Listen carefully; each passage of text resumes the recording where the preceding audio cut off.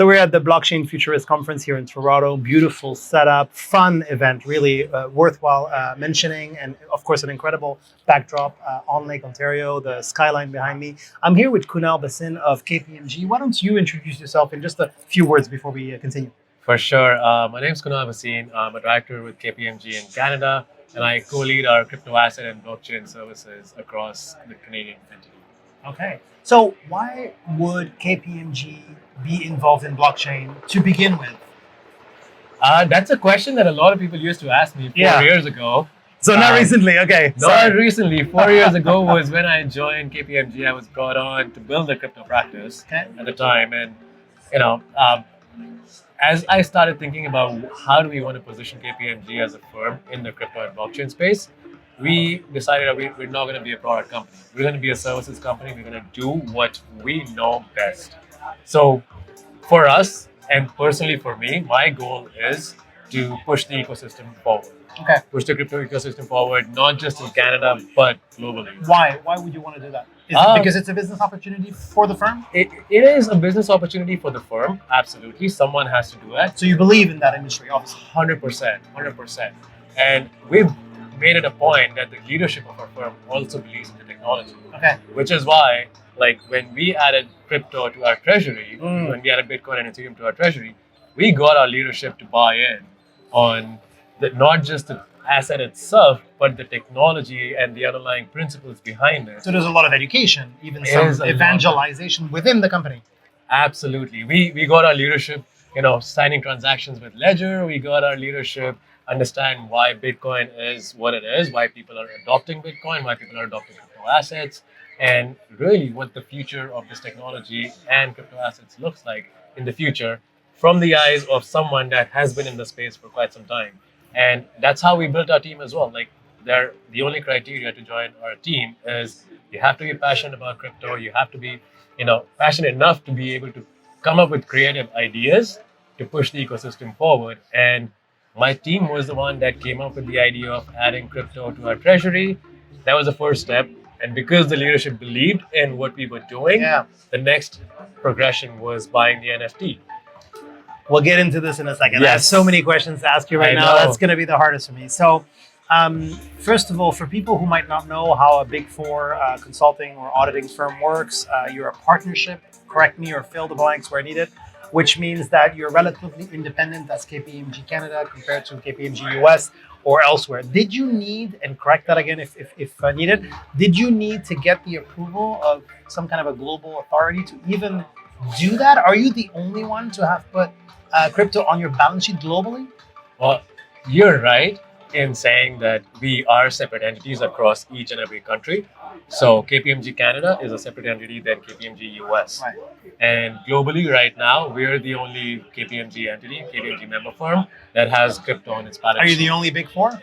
I believe we are the only Big Four. No other Big Four has come up with some sort of announcement. I mean, there are Big Fours that have come out with announcements with other crypto assets, other digital assets like Metaverse, but not crypto asset on the balance sheet. And why was that necessary? Was it sort of, let's be honest, to sort of make a statement, to sort of show that you're walking the talk, or was there anything else? I would say it's several factors. It's like a stake. It's several. Right? Yeah. It's several factors. So one, like I said, 4 years ago, when people used to ask me, I used to attend these conferences. I remember I was at ETH Denver, and people over there at an after party were asking, what the hell's KPMG doing here? Okay. And I was like, I do not need to answer that, right? Because I understand where they're coming from.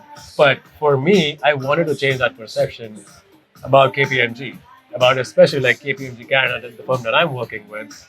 And how do we change that perception? By becoming a part of the ecosystem. Okay. How do we become a part of the ecosystem? Having a stake, literally. Having our skin in the game. And it was for two reasons, right? When we talk to crypto native firms, they now know that we know our shit. Yeah. Right? So can you share how much is on the balance sheet, or is that not disclosed? I cannot share. Okay. We're a private entity, so we cannot share. But if I can put it so simply, it's not peanuts. It's a real stake. I'm not at liberty to say enough, of anything at all. Okay, about so it could be the amount. peanuts. I'm not at liberty to say anything I about the understand. amount. I But understand. yeah, I mean, for us, it was we didn't go in because of we didn't want to make money. Like it's not a Right, quick okay. trade for us. It's We- not the business you're in as well. No, we're not. We believe in the technology. We believe in Yeah. crypto assets, and we're gonna hoard them. And that's the mentality that we went in with. And I mean, we could have increased our stake, but we're definitely not reducing. So obviously KPMG is a very serious firm. As I said, one of the big four top consulting firm globally. You've been around for a long time. There's a lot of credibility that comes. And again, that also contributes, I think, to the ecosystem when sort of traditional legacy, firms that do very, very serious analytical kind of work gets involved in this ecosystem. So you also have, I assume, great expertise internally. You know the market. So I want to talk a bit about the global market first, just general sense of where we're at. Everybody talks about the merge. We're it seems coming out of a crypto winter.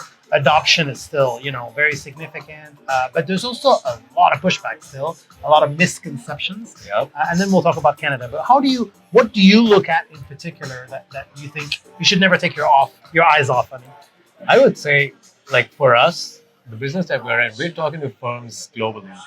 Institutional investors, we're talking to family offices, we're talking to high net worth individuals, we're talking to pension funds, asset managers, wealth managers, okay, and these are all in the traditional space. yeah, The demand is just increasing, okay, right? Regardless of where we are in the space right now, a lot of institutions are looking at this as an opportunity to get in. Yeah. They didn't want to get in when Bitcoin Right. was 60,000, when Ethereum was 4,000. that's No. the irony in a sense, right? Yeah, this is the time when they're starting to look into the space. We're helping them figure out what opportunities exist for them.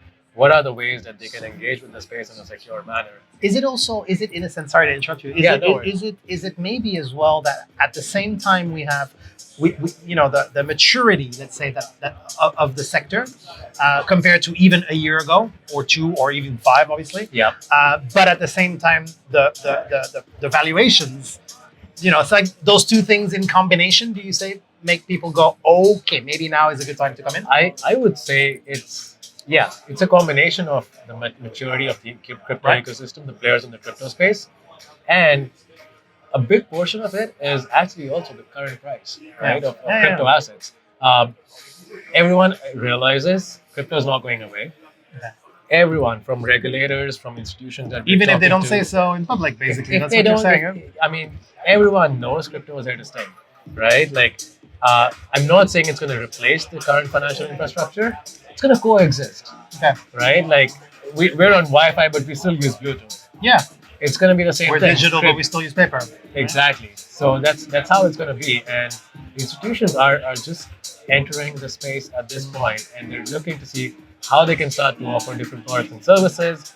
The maturity that the crypto ecosystem has shown over the last 1 year, Yeah. not in the last 60 to 90 days. I mean, obviously, there's going to be fraud. It happens in every new industry. It happens Traditional in the banking traditional system. banking system. We've seen And- incredible cyber attacks on major Exactly. Desjardins in Canada and others in Sony was hacked, I remember once. I mean, it's I mean, these are all issues that exist in the traditional space as well. So hacking, and I think there was an education gap for a lot of these institutions to understand what crypto really Yeah. is, what value it brings. yeah. We're closing that education gap now. What do you think Right. is the greatest remaining misconception, even amongst those who have done a bit more of their homework and who are, kind of on the fence, but there's something about it that I still don't like or don't understand. Like one of the biggest, so it's different for different people, right? Like the misconception for people that have done some study and are totally into the space, the misconception for some of those people is that it's just going to be one or two assets that they believe in. No, it's going to be a multi-chain world, multi-crypto asset world. There's going to be tokenization of other real-world assets. We're moving towards a different financial infrastructure rails in the future. And the misconception with some of the institutions and players that do not believe in the space, the misconception in their head is a little different. They're still in 2013 or 2014 when they think, oh, crypto is only used for illicit It's a long activities. time ago in the crypto space, right? Exactly. A like lifetime a almost. lifetime in crypto. Right. Like if anyone was in crypto in 2013, they were like really early in the space. And they're very rich today. Yeah, they're very rich today. I totally agree. But that's the mindset that they have. It's still being used for illicit activities. Yeah. They don't recognize the infrastructure that has been built to mitigate all of those risks, because that's how the industry matures, right? Like you identify all the risks, Yeah. you identify what could go wrong, Yeah. and you build the infrastructure and tools to address all those risks, to mitigate all those risks at an institutional level. Let's talk about Canada a little bit. So you're obviously leading blockchain at KPMG Canada. So as you said, you have global clients, but I assume you have quite a few Canadian clients too, hopefully. So what is the state of the Canadian blockchain market, considering, obviously Ethereum was founded here at Waterloo, Vitalik Buterin will be speaking here tomorrow. The first ETF, Bitcoin ETF and Ethereum ETF, I think we're both Canadian. There's quite a few by now actually in Canada when there isn't one spot ETF in the US. But at the same time, I wonder if sometimes we're not a bit the victim of our, kind of very conservative, maybe sometimes slow moving, safe playing kind of, regulation and kind of maybe governance in Canada. I would say the regulators have been trying to educate themselves on crypto for quite some time now. Okay. I remember, it was 4 years ago, 4.5 years ago, when I was at the table with some of the regulators in Canada, and they were asking the question, how is custody of digital assets different from traditional assets? Yeah. So, they've come a long way since then. So we've seen that, exponential increase in their level of education, their level of understanding of what crypto is and what the risks are for their specific, regulatory concerns. So whether it's investor protection, consumer protection, whether it's financial crime. So the regulators are trying to understand how can we address these risks with the principle-based guidance. Okay. And that's the role that I feel KPMG is playing, and that's my goal as a team, and that's the vision that we have set for the team, is we want to be in the middle of the three foundational pillars. One, the traditional institutions that want to enter the space, right? We will tell them, these are the opportunities. Those are banks, those are corporations. Banks, pension funds, asset managers, wealth managers, whoever wants to get into the space and start to offer crypto products and services, we're helping them understand, one, we're closing that education gap. Second, we're going in and telling them these are the opportunities to engage with the crypto space. And third, these are some of the vendors in the space that you should be looking into. And we help them do the due diligence on the vendors, which we've all seen you need to do that. Absolutely. And that needs to be a rigorous process. I'm wondering, are any Canadian corporations, obviously you're not going to mention them, but coming to you and saying, how do we put crypto on our balance sheet? Tons. Oh, tons. Can you have, quantify it in a sense? Is there any kind of metric you can give us? Or I don't think I can put a stat like that, but let me just put a stat which is based on my experience. I'm having at least 3 to 4 calls a week with institutions, separate institutions that want to do that. 3 to 4 a week. Okay, and those are obviously not startups. Those are usually more or less established. It varies. It varies in size. It varies in industries. It varies in a lot of different aspects. Yes, it's accelerating. It is accelerating. I don't know if it's accelerating at a pace that a lot of people in the crypto space would expect it to. Okay. And I can tell you, none, if not most of these companies are going to go public with the announcement that they added crypto to their treasury. No. Reputational risk or something like that? I don't feel that, reputational risk is one, right? But I don't feel these institutions are at a point where they even want to let anyone outside of their organization know that they're doing this. Yeah. They're doing this because they understand the risks that exist in the macro environment today. They want to hedge their bets. They want to hedge. They don't want to miss out. It's almost what they call FOMO, right? They don't want to miss out. And especially at this price where crypto is today, those calls have increased. Let's just say that. Do you have 5 or 10 minutes? I saw you looking at your watch. I have to head out in 5. 5 minutes. Okay. Yeah. Just a couple more questions. So we talked about the role of the government. Most people would say the government is there to sort of set, the environment, let's say, for any industry, frankly, to flourish. Is this just about regulation, basically, or for example, we have superclusters in Canada. Do we need a blockchain supercluster? What kind of recommendation would you, if you can, give to the Canadian government so that, again, FOMO is real, Canada doesn't miss out? I would say, educating yourself with what is the risk that you're trying to address. Coming up with not technology specific, but principle-based guidance. If you're talking about consumer protection, the risks at a high level are still the same. It's just the way you address those risks in the crypto space is a little different. Custody is different. The way you want to manage your financial crime risk is different.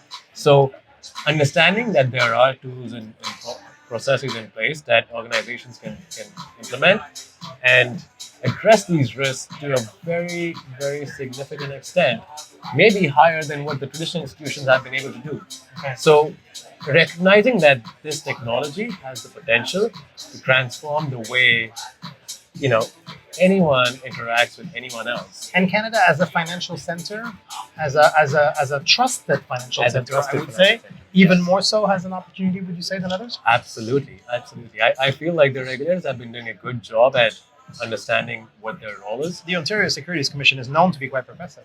With fintech, for example, they were quite early adopters, right? Exactly. And the OSC also came out with their launchpad where they are providing some sort of like an innovation. They want to call it like think tank or something, where they're inviting these entities, these startups with open arms and having a discussion with them. I know I've had several discussions with them as well, which is great.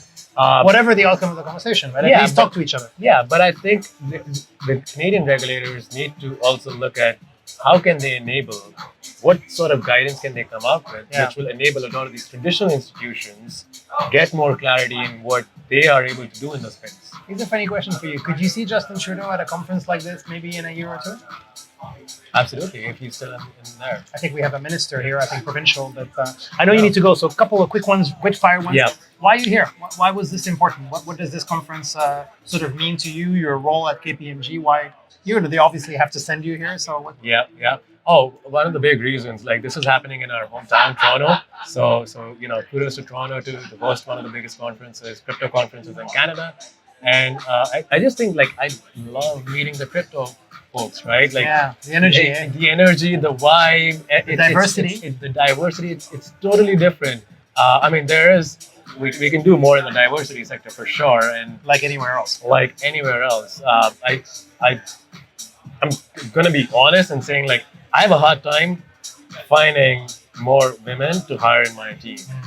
I do, and that's a conversation that I have a lot with the leadership, with my HR team, and we are trying to make ways. Please don't poach Bella. Yeah, I really need her.